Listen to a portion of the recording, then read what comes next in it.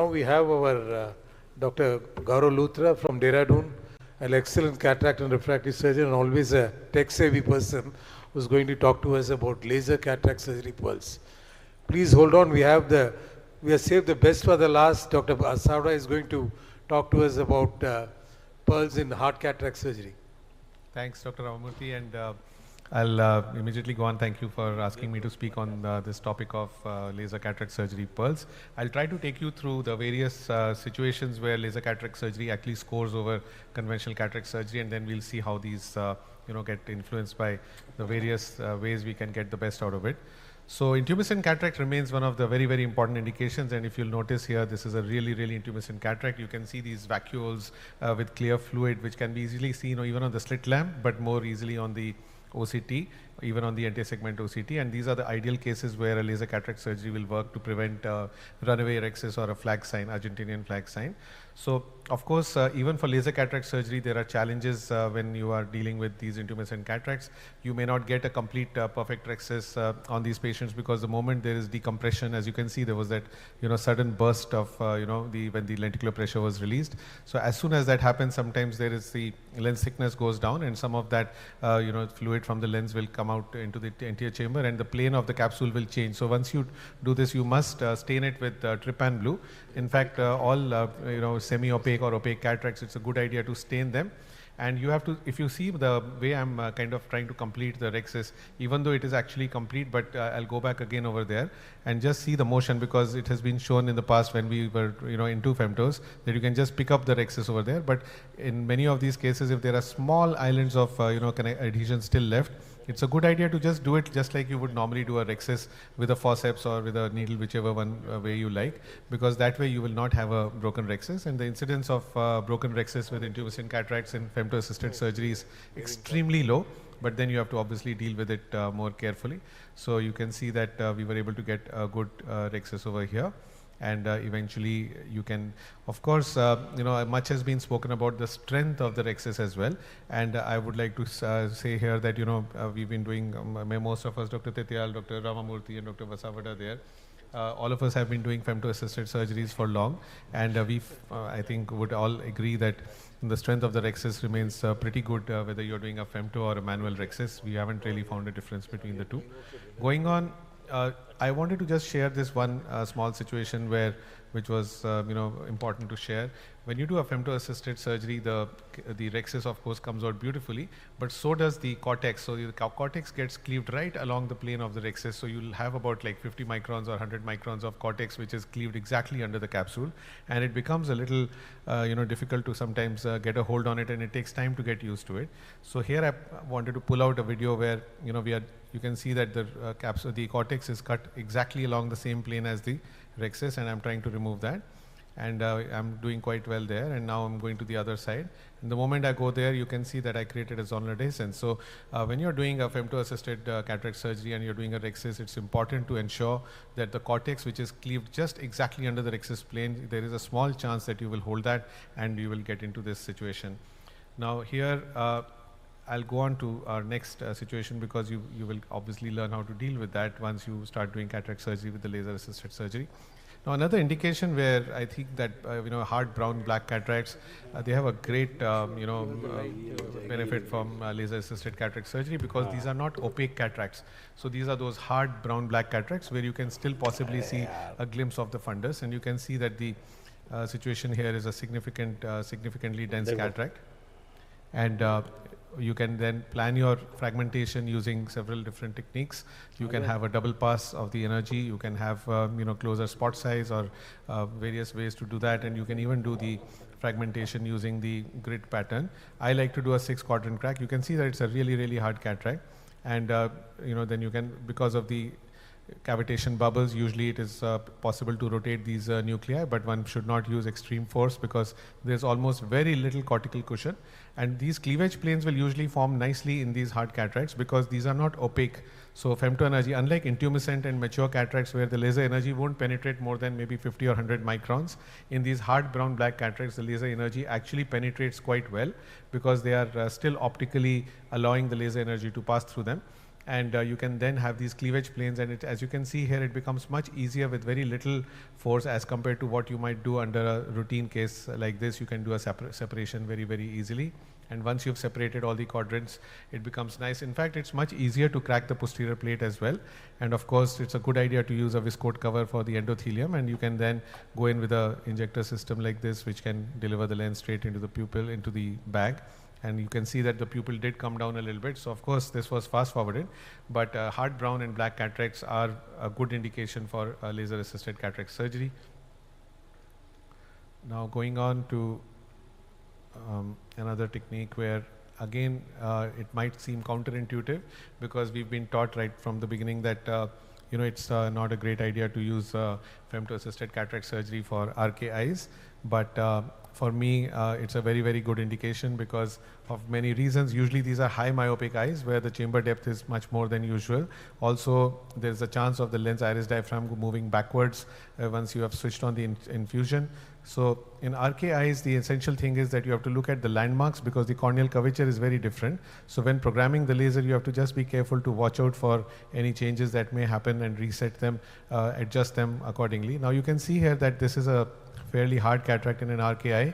Now when you do Rxis in these cases, you have to be very careful to watch out that the Rxis is complete and there are no tags, because you can, in fact, if I show you a small tag over here, which again, if you use the same technique, if you monitor here over here, there'll be a small area where there will be an incision. So just under the incision, there may be small attachments. So if you're using the same way of tearing the capsule as I showed you in that previous clip, you will usually not have a problem. And you can nicely see this small, discontinuity here, which is just like a small, irregular bump over there. But frankly, in RK eyes, the advantage is that your manipulations inside the chamber are minimized when you're doing a femto-assisted surgery. But then you have to be careful that you remove the capsular redundant capsule very carefully. Otherwise, you'll have a break in the rexus, and then you can even go with a toric lens if you have to in such eyes.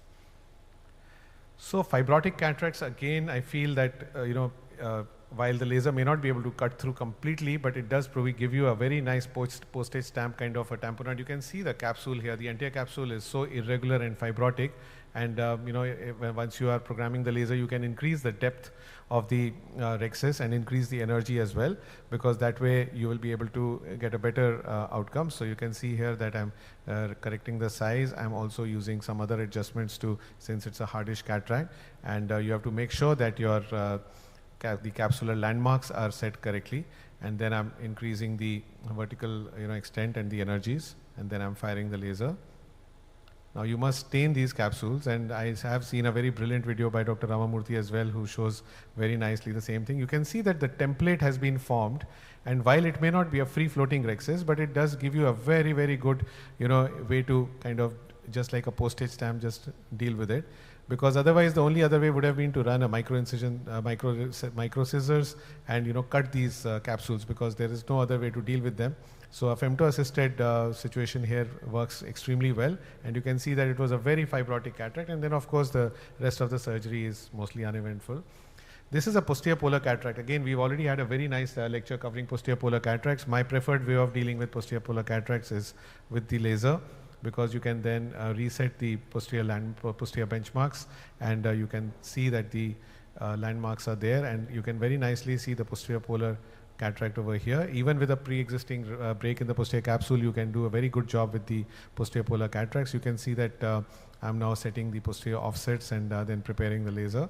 And here I'm going to change the posterior offset so that I increase the safety margin for the posterior capsule, because that's the area where the posterior polar cataract is limited. So now we are going to fire the laser, which will not reach beyond the 700 micron safety margin from the posterior capsule. Now this ensures that you also have the 6 quadrants of, 6 fragmentation of the nucleus is done.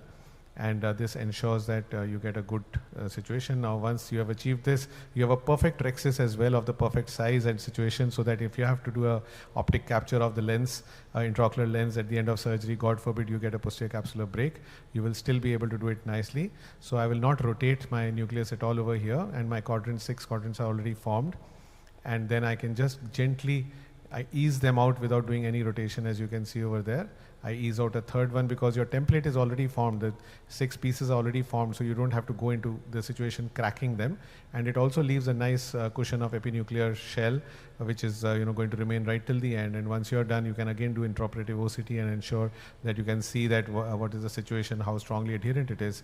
And here I would then also try to disengage all the cortex from the equator of the bag and ensure that it is nicely separated out before I attack the small segment of the posterior pole.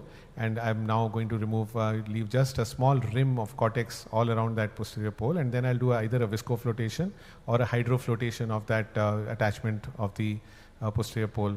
So in that sense, the femto-assisted laser becomes very, very useful, but you have to be careful. See, I'm not even now ready to go very close to that, and it's only towards the end when I'm sure that I've removed, debulked it completely. Now I'm going to do a visco separation. I'm pushing viscoelastic from the periphery, lifting up that small epinuclear plate, and then ensuring that I'm not going to aspirate it. I'm just going to gently move it to one side and see that it separates.